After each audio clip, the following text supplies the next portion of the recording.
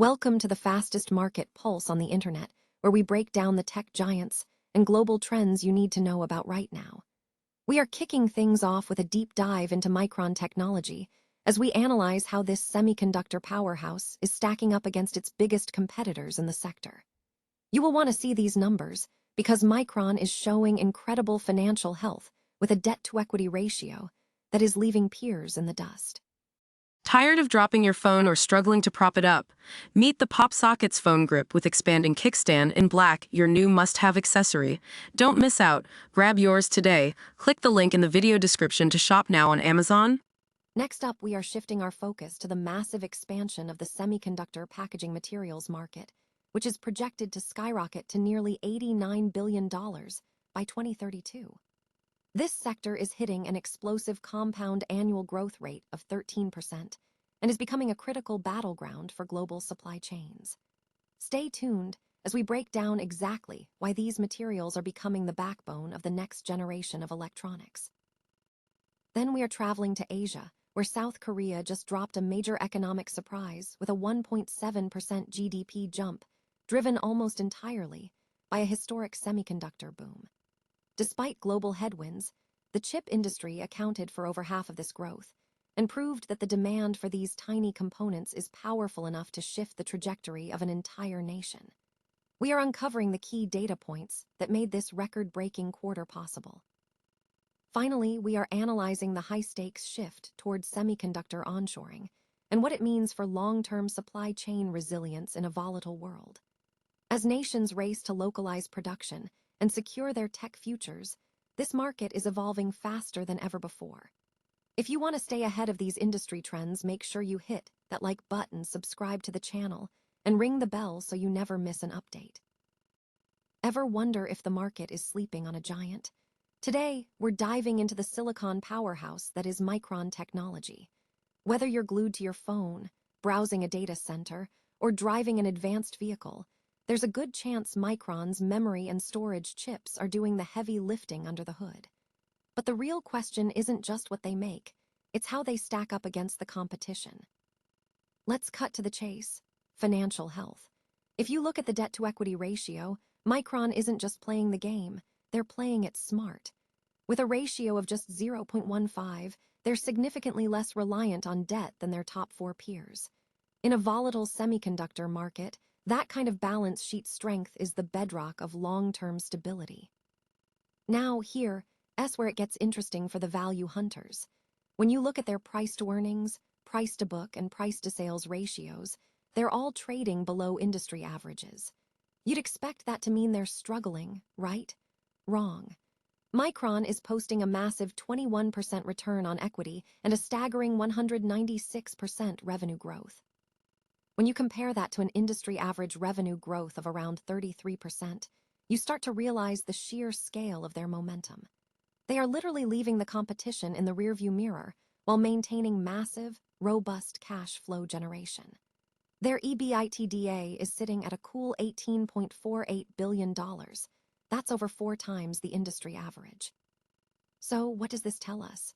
We're looking at a company that is fundamentally outperforming while seemingly flying under the radar in terms of valuation. It's rare to find that kind of explosive growth combined with such conservative leverage. Before you make your next move, remember that the tech sector moves fast and market conditions shift in the blink of an eye. If you found this breakdown helpful, hit that like button and subscribe for more deep dives into the stocks moving the needle. It's a wild market out there. Are you watching the right numbers? Ever wonder what actually keeps your smartphone from overheating or your high-end graphics card pushing those crisp frames? It is not just the chip itself. It is the silent hero: semiconductor packaging. A new market report just dropped, and the numbers are absolutely staggering. We are looking at a projected market valuation of $88.93 billion by 2032, fueled by a massive compound annual growth rate of 13%. That is not just growth. That is a fundamental shift in how we build the backbone of our digital world. Think about it. As we push for more compact, more powerful, and more energy-efficient AI processors and 5G tech, traditional packaging simply cannot cut it anymore.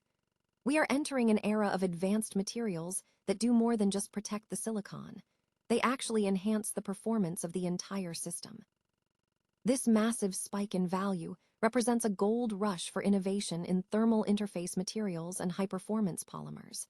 It is clear that the real bottleneck for the next decade of AI isn't just manufacturing chips, but how we pack, power, and cool them effectively. If you found this insight into the future of tech manufacturing fascinating, hit that subscribe button to stay ahead of the curve. At the end of the day, it is not just about the processor in your hand. It is about the tiny, invisible tech that makes the impossible possible. Have you ever seen an entire national economy hinge on a single microscopic piece of hardware? That is exactly what is happening in South Korea right now. Against all odds, and despite geopolitical tensions that usually send markets into a tailspin, South Korea just posted a massive 1.7% GDP growth in the first quarter, leaving experts completely stunned. Remember, the Bank of Korea was only predicting a modest 0.9% gain, so this performance is essentially double what the pros expected.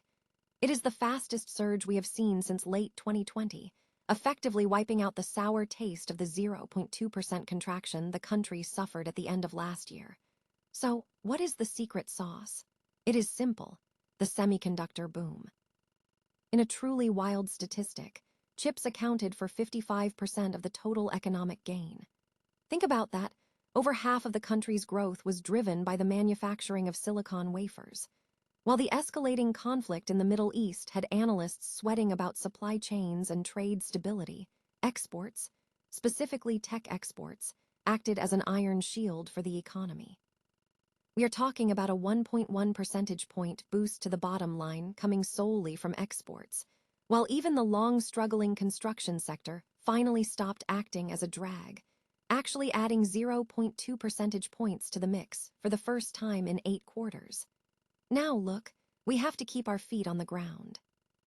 The Ministry of Finance is already warning that the second quarter will likely see a slowdown as the base effect wears off and the reality of global instability sets in.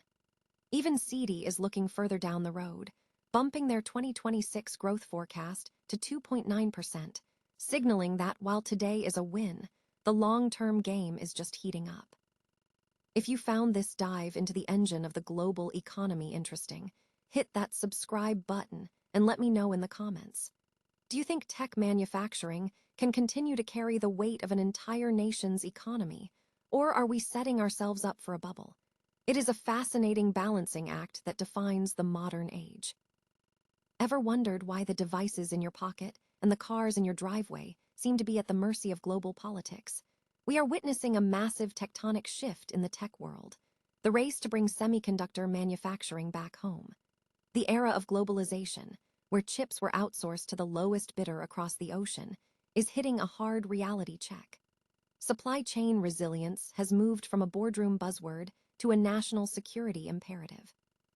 When the pandemic hit, the world realized how fragile our tech backbone truly was. Now, governments are pouring billions into onshoring, essentially trying to rewrite the map of global production to ensure that if the next crisis strikes, we won't be left waiting for a shipment that never arrives. This isn't just about efficiency anymore.